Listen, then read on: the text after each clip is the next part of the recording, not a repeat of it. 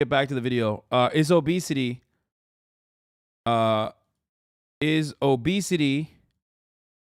a choice? For starters, if you selected 100 people at random and gave them the option, my guess is that almost every one of them would press the not obese button. People know about the potential health risks and social stigma that can come with being obese, so virtually no one would consciously choose to be obese in this simplistic sense. And we got Maybe it looks piggies in something this. more like this, where you have this lifelong continuous series of choices to pick certain foods over others, like whether to order fried chicken or grilled chicken, regular Coke or Diet Coke, a small fries or a supersized fries, and certain behaviors over others, like whether to get up and exercise or stay on the couch. And over time, maybe it's the cumulative effect of these many individual choices that causes someone to become obese. I do think this is a bit closer to reality. However, even this analogy is still very incomplete. Consider this graph taken from a 1990 study where 24 subjects were overfed by 1,000 calories per day for 100 days, or just over 3 months. All the subjects were under 24/7 supervision by the research staff, so we can be confident they were actually following the protocol. Each one of these bars represents a single person, and the height of the bar represents how much weight they gained in response to the same 1,000 calorie surplus. This person, over here on the left, only gained an extra 10 pounds, while this person, over here on the right, gained an extra 30 pounds while eating the same 1,000 calories extra per day. This could be due to a number of factors, but a big one is genetic differences in metabolism. Looking at this later study from 2018, we can see that just like there are large differences in weight gain, there are Your resting metabolic rate, chat, which is of course incredibly important and can vary greatly as a consequence of your sedentary lifestyle choices, but also as a consequence of your genetic predisposition, thyroid disorders, and numerous other factors, okay? I myself have very slow metabolism.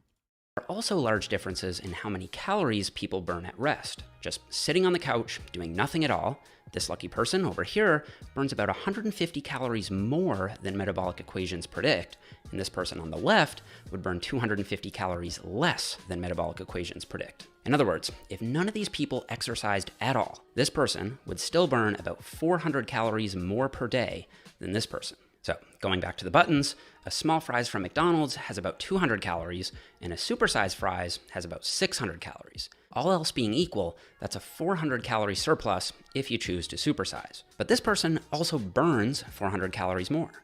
So through no action of their own, they could choose to supersize every time, and their net caloric balance would be exactly the same as this other person who chooses the small fries. But this only considers resting energy expenditure, the number of calories you burn at rest. People also burn calories through exercise, the thermic effect. Does putting on muscle increase resting metabolic rate? Absolutely. The more lean muscle mass you have in your body, the higher your resting metabolic rate is, because your body is a machine. Okay? I know that a lot of Miss kids are doing Camp Canute right now, so they're probably like, we're already hearing this. We heard this already from Canute, and he's more jacked than you. And that is true. But that is precisely the point. Canute probably eats a fuckload just to even keep his same level of muscle mass. Okay? The more lean muscle mass you have, the higher your resting metabolic rate is. Why is that not true for more body fat? Because your body fat is not you're not feeding your fat in the same way that you're feeding your muscles. Of food in something called non-exercise activity thermogenesis, or NEAT. And the NEAT component of metabolism can vary dramatically between individuals, even more than resting energy expenditure. NEAT refers to the calories you burn from daily activities that aren't actual exercise. So stuff like fidgeting, tapping your feet, etc. And even though you can somewhat modify your NEAT levels by making an extra effort to move around a bit more throughout the day, NEAT is still largely subconsciously regulated in the brain, and it's dynamic. So if you have a genetic predisposition for low NEAT, you aren't very hyperactive. The ironic part is that NEATs and EETs, the Twitch chat, probably has low NEAT. And you don't fidget much. And let's say you tried to force yourself to fidget more. In many cases, your brain would simply find a way to lower NEAT someplace else. So NEAT is, to a significant degree, outside of your control, and it can differ enormously between individuals. This study from Levine and colleagues overfed participants by 1,000 calories per day for 8 weeks and found that NEAT... By the way, the irony is that this entire video is just, he already described why obesity is not a choice in the beginning when he said, if you asked 1,000 people to click on a button on whether or not they would want to be obese or not, they would just click on, no, I don't want to be obese. So, like, he ended the video right here, really. We could have just skipped the rest of it, but I'm just kidding. This is great. Weight levels ranged from negative 98, they actually moved around less, to plus 692 calories per day. This means that while both of these subjects ate an extra 1,000 calories per day, this person quite literally fidgeted off about 700 of those extra 1,000, while this person actually fidgeted less, meaning their body had to deal with all those extra 1,000 calories eaten, plus a little more. So clearly, anyone who's been genetically blessed with a high resting metabolic rate and high NEAT levels can choose to press the junk food button many more times and still maintain a lower body weight compared to someone who's not as metabolically gifted. And this matches with our everyday experience. We all know someone who can eat whatever they want and remain almost inexplicably thin, and we all know someone who's tried every diet book on the shelf, yet remains overweight. Most people would be quick to praise the thin person for their discipline. Fuck you guys who can just like eat whatever the fuck you want, okay? My metabolism is so goddamn slow, dude. I literally get fucking fat from smelling food, okay? Critique the overweight person for simply lacking willpower and making the wrong choices, not realizing the many baseline genetic factors that could be making it very easy for the thin person to stay thin and making it very hard for the overweight person to lose any weight at all. But that's just metabolism. There's another big factor here, which is hunger. Research also shows that some people simply experience more hunger than others in response to dieting. Some people feel like they're constantly fighting their body's urge to eat more, while others feel more normal hunger, where it's low after meals and picks up as it gets closer to mealtime. Just consider this hunger study from 2013, which looked at the difference between eating a high-fat meal and a low-fat meal. Now, it turns out both the high-fat meal and the low-fat meal were able to suppress hunger very well on average. However, when that average trend was split up into individual subjects, you suddenly see this huge disparity between individuals. Some people were still quite hungry after eating the meal, others felt very full. And since hunger is what naturally drives food intake for most people, we once again see that someone who still feels very hungry after a meal. It's so funny because, like, bro, you don't even do cardio, lol. What are you talking about? I literally just played basketball for 2 hours this morning. Why do you keep saying that?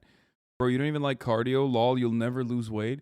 So far, first of all, I lost 100 pounds in like a year and a half when I originally lost the weight. Secondly, I do cardio. What the fuck are you talking about? I just did cardio earlier this morning. You're a 25-month subscriber. You already know that that's on my Instagram stories.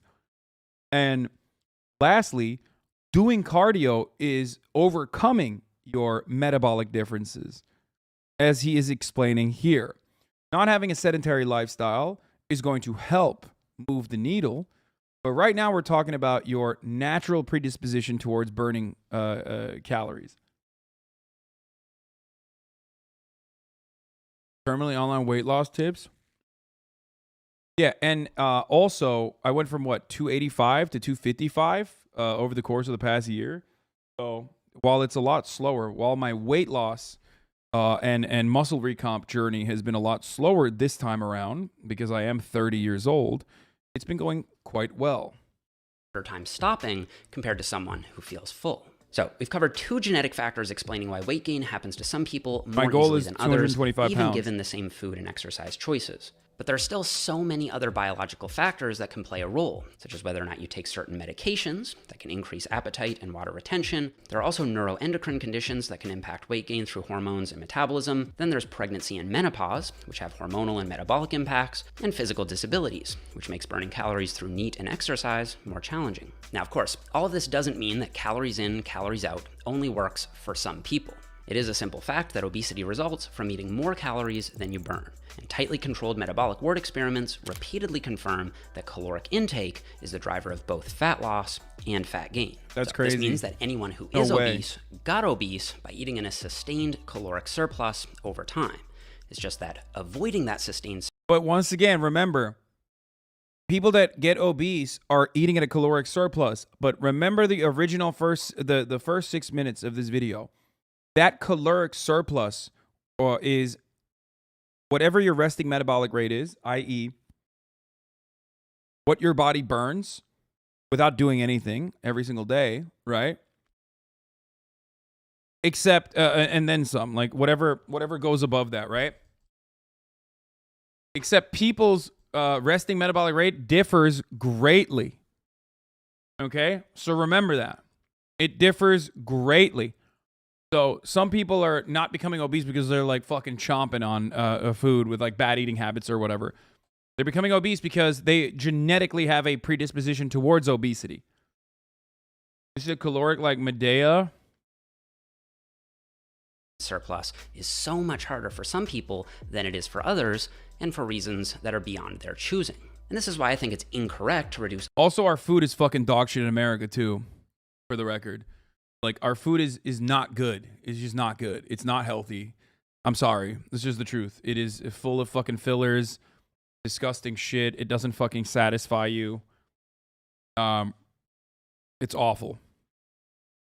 All of these factors down to a simple choice to be obese or not. Because if that were the case, why would obesity rates suddenly start trending up in the 1970s? Exactly. Did people just suddenly start choosing to be obese? Or is there yet another layer to this? Well, no. I don't think that the spike was due to more people choosing to be obese, but rather from the fact that high-calorie foods became so much more readily available for cheaper prices, meaning more people had more access to delicious, highly processed, high-calorie foods. And this leads us into the whole other side. Americans had nothing left after the 70s. The only thing they had was delicious treats. Okay? No more house with a white picket fence. Okay? No more unions. No more labor power. All you got was treats. Okay? And that was the way to showcase or to truly experience the way that kings lived, okay? By getting the delicious treats that are readily available. That's why I always talk about the jalapeno poppers, because it is an American cultural landmark. Side of this, which is the environmental factors. So entirely apart from the genetic and biological factors that we just went through. And of course, high fructose corn syrup subsidies, yes. Commercialized production of high fructose corn syrup and the subsidies that the government got, and then the fucking cycle of lobbying that put it into pretty much everything. So there's that too. There are also environmental factors that can impact your susceptibility to obesity. This includes stuff like the food environment, where apart from the spike in availability, we also see better, flashier marketing for high-calorie foods that promote overconsumption and large portion sizes. There's also the fact that junk food tends to be cheaper, meaning it's more accessible for people of lower economic incomes. Then there are social factors, like the type of diet your family and friends eat, which can make it a lot harder, or in the case of dependents like children, virtually impossible to make so-called good choices. Then there are the lifestyle factors, like how much sleep you get. And while it may be tempting to tell people to just get more sleep, that isn't always feasible depending on work and other responsibilities. In fact, yeah, sleep is a big part of it too. Found that night shift work was associated with a 23% higher risk of being overweight, and this 2019 meta-analysis found a dose-response relationship. But isn't it so much easier to just be a conservative? By the way, Jeff is wonderful, right? And he is taking the necessary steps to describe all this boring, yada yada scientific bullshit, right? Isn't it so much easier to just be conservative and turn around and just say, no, you're fat because you're a lazy fuck? That's the reality. That's what it's like when you're fucking defending empirical evidence or defending arguments against like someone who is just a reactionary fucking idiot.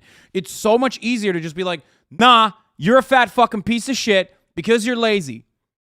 It's so much easier to just say that. And then in an effort to combat that kind of misinformation and that kind of idiocy, you have to turn around and be like, no, actually, obesity is an incredibly complex medical phenomena that is a consequence of all of these different systemic reasons. And here are some studies to back up that point. It's like, yada, yada, yada, shut the fuck up. You're literally fucking boring. You're boring. You're so boring. And then, yeah, saying everybody's just a fat fuck because they're lazy is truly brave and courageous. Yeah. That's the problem. Especially at a time when, like, stupidity is fucking rewarded.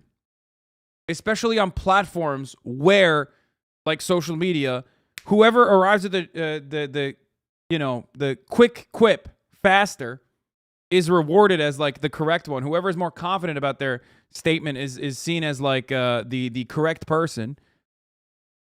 It is infinitely easier to be a reactionary bullshit idiot, a reactionary bullshit spreader, than one who tries to arrive at the truth. Between sleep duration and obesity risk. Less sleep meant more risk of being obese, with 7 to 8 hours being the sweet spot on average. Then there are psychological factors like stress and depression. This 2010 meta-analysis of 14 studies found that stress was a risk factor for weight gain, and this other meta-analysis from the same year found that depression was predictive of obesity risk. So, coming back to the original question, is obesity a choice? Well, I think the answer is no, at least not in all cases, and certainly not in the simplistic sense. There's just too much of an influence from genetics and environment to shift the blame entirely on the individual for their circumstance. But that also doesn't mean that no one has any control over their health and their body weight. Clearly, if people want to lose weight, even if there are many factors working against them, such as low metabolic rate, high hunger, and so forth, it's still possible to lose weight if you sustain a caloric deficit over time. And I can link another video here explaining exactly how to do that, which goes beyond simply eating less calories and delves into behavioral modifications that most people will need to make to have long-term success. Ultimately, though, I think the is obesity a choice question comes back to semantics. Perhaps what I mean by choice is slightly different from what you mean by choice, but I think that if you did want to argue that it is a choice in some sense, I think the best you could do is say that it's a complex series of choices intertwined with many other complex contributing factors. Ultimately, you can overcome all odds, okay? There is nothing on the planet stopping you from having a fucking six-pack. There are a million different factors that will try to stop you from having it, but those are only hurdles that you can overcome. And the same attitude exists for functionally everything that incels fucking advocate for, okay? Incels love talking about how, they're just impossible. It's impossible for them to fucking, it's impossible for them to fucking get women or whatever, because they're unattractive or whatever the fuck, right? And that's not the case. That's just not the reality. And a lot of besides disabilities, no, even, come on, like, of course, you're basically regurgitating what I just said, okay? Even disabilities in that circumstance is still a hurdle that you can overcome. It's just about how mountainous that fucking journey is, all right? Yeah, I already mentioned thyroid disorders and shit too on top of that. Like, I know that.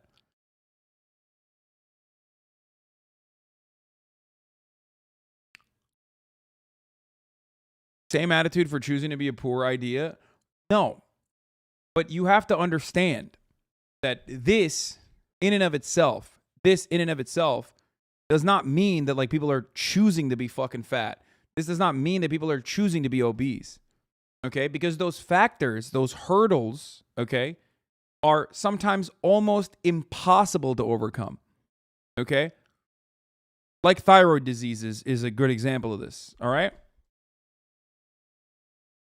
More importantly than anything else, though, is capitalism. That's why whenever we fucking talk about, this shit, whenever we talk about like, obesity or being fat, I always tell you, like, no, go to the gym, no matter what. Going to the gym will always make you happier. It'll always be better for you. I will never advocate against the gym. Fitness is fucking awesome, okay? Fitness is great. It'll make you feel better, straight up. There are no disadvantages and only advantages, okay?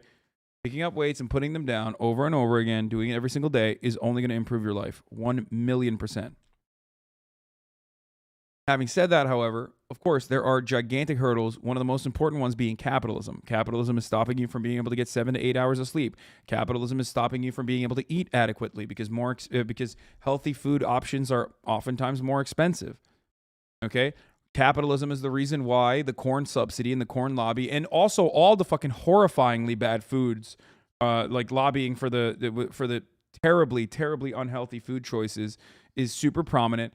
And that's the only access that you have. Capitalism and marketing is the reason why you see incredibly unhealthy food options as marketed to you at an early age, making it normal for you to consume these gigantic sizes. Capitalism is the reason why you can supersize things, where in Europe, for example, the sizing in European countries is dramatically different and much smaller. Ultimately, they are all gigantic hurdles. They're very difficult to overcome, but you can overcome them. Okay, so at the individual level, there are things that you can always say, or there are things that you can always do. It's just those hurdles will make it infinitely less likely for you to be able to successfully achieve these results. And so, as people in the health and fitness space, I think we should make an effort to be more understanding of these factors and more compassionate toward people who are struggling, rather than making assumptions about their choices. It literally just for physical appearance, you can be healthy and confident in yourself without going to the gym. What? Are you fucking insane? You absolutely can. But also, no, going to the gym does improve your mental health as well. What the fuck? There is plenty of fucking evidence for that as well. What? This is the most insane thing I've ever heard, dude. What are you talking about? When I talk about fitness, I'm talking about fitness dick in your mouth, okay? When I talk about fitness, I'm talking about the mental stability that you get from working out, the structure that you add to your life. I'm talking about achieving goals that you set for yourself. There are so many things that that improve when you go to the gym. Okay? Choices and their characteristics. And then instead of blaming them for their circumstance, instead focus on pointing them in the right direction with good, sustainable nutrition advice when they ask for it. Now, I want to give a quick shout out to Dr. Mike Israetel for the button analogy. I first heard that from him, and I thought it was great. And I'll also go ahead and link all the articles that I referenced in this video down below. And before we go, I want to thank Skillshare for sponsoring this video. Skillshare is an online learning community. The thing is, when you get, that was Jeff Nippard, friend of the show. Is obesity a choice? Science explained. I guess the only downside of gyms or like getting super into fitness is that once you get, he has a good pinned comment too. Once you get really into it, is obesity, if you don't do it all the time, it can fuck you up a little bit. I've noticed two recurring bits of pushback. The first argument is like, sure, these factors all show that not being obese is harder for some people, but that doesn't mean it isn't all a choice. Hard choices are still choices. I've noticed this coming mostly from people who are either currently in good shape or used to be obese but have since lost a lot of weight. While this life change is commendable, and I have a huge amount of respect for anyone who has done it, to me, this feels similar to those who've gotten rich telling poor people, yes, exactly. Exactly. The idea that like, oh, I did it, you can too, is survivor's bias. Okay? Some of those hurdles, while still hurdles, are almost virtually impossible to overcome. Okay?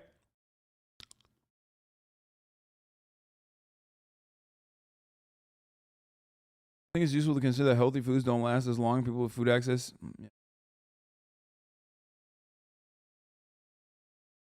I try to convince my friends to join me at the gym, but they get really anxious about training in front of strangers. Any tips?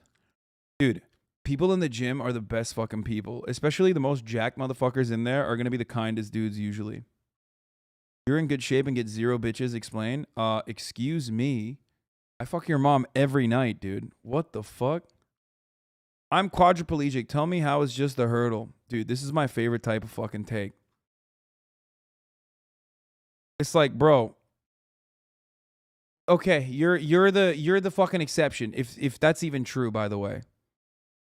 Okay, there you go. You're the exception, chatter. God damn, bro. God damn.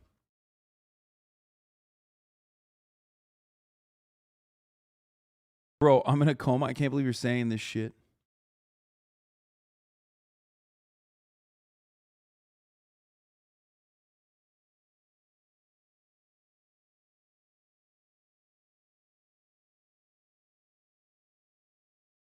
I've been in with some weird gyms. How is he spamming as quadriplegic? What do you mean? It's not. There's like different ways of being able to write and shit, chat. What are you guys talking about? I mean, I don't even know if he's quadriplegic or not. I hope he's not lying about that just to like make a fucking joke, because that's not cool, but.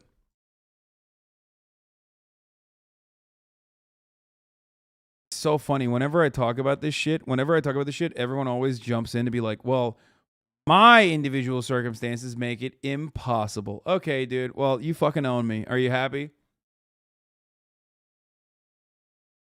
Literally in a wheelchair in my picture with my service dog. Yeah, I mean, I'm saying that it is possible to type. I'm not saying that you're lying. I'm saying it'd be really fucked up if you were, just to make a joke. But anyway, you won. What do you want? You got it. You fucking got me, dude. You destroyed me. Like, you're quadriplegic. Also, you're in fucking good shape. Shut the fuck up, bitch. This motherfucker is literally in good shape in his fucking profile picture and still talking shit. Checkmate, motherfucker. What's up?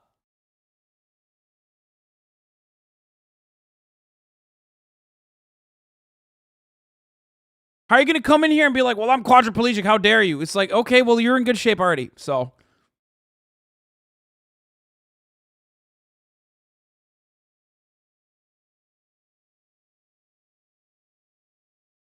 Skinny doesn't mean in good shape. I mean, he seems to be in good shape. It looked like he was in good shape. Bro, save your anger for those who deserve it. Wait, what do you mean? First of all, I'm just fucking around. Okay, first of all, I'm just messing around. And secondly, I'm never going to hold back from, fucking around with a chatter just because they're quadriplegic. What do you mean? That is not something that I don't think a 10-month subscriber would expect from me. If anything, it's like infantilizing and fucked up if I were to be like, oh, dude, my bad.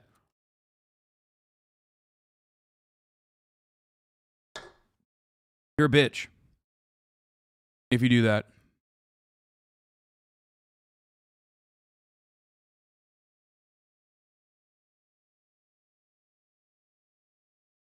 Anyway.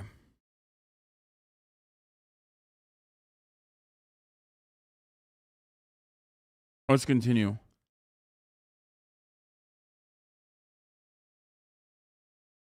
People think your anger is a limited resource. It is not.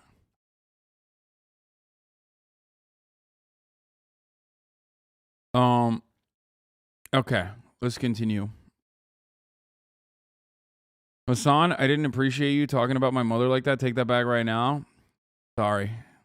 I can't unfuck your mom, and I can't take that back because it's true.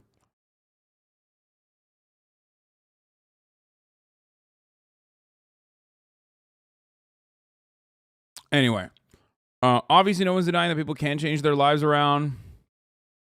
And no one is arguing that people who have no control over their lives. Saying that obesity is still a choice, even if it's harder for some people, is like saying poverty is a choice, even if it's harder for some people. Yeah, this is a good take. Even though being poor is technically a matter of spending more dollars than you make, there are simply too many contributing factors to shift the blame entirely to the individual for their choice to be poor. Similarly, even though being obese is technically a matter of eating more calories than you expend, there are simply too many contributing factors to shift the blame entirely to the individual for their choice to be obese. Maybe we're speaking past one another, merely debating the semantics of the phrase a choice, but even still, it doesn't seem like a good phrase to use. Let me try a few examples that I left out of the video.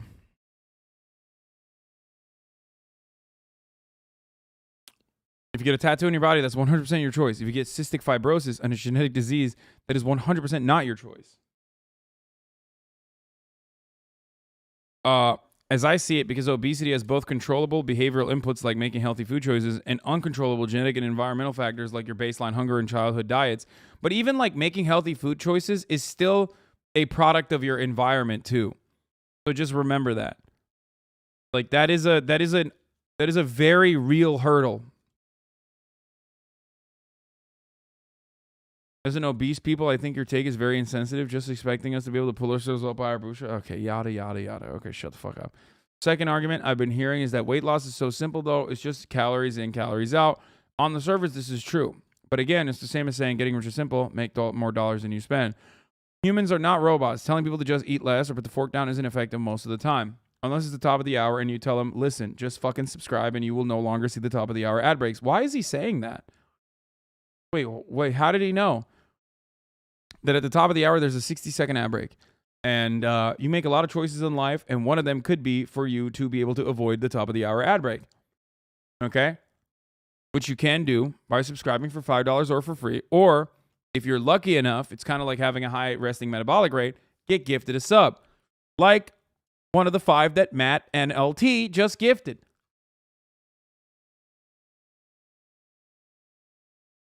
Okay? If you're lucky, you can get a gifted sub and avoid them that way. Here's the woman ad right now. Just stop shoveling cookies, McDonald's, and cake into your food hole. Yeah, that's so stupid. That's not how that works. Thanks for saying I'm in good shape. Despite being a quadriplegic, I still try. I just enjoy a little trolling. See, there you go.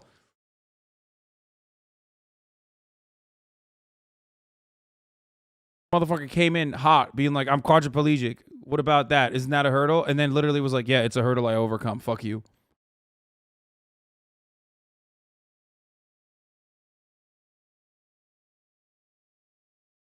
Thank you,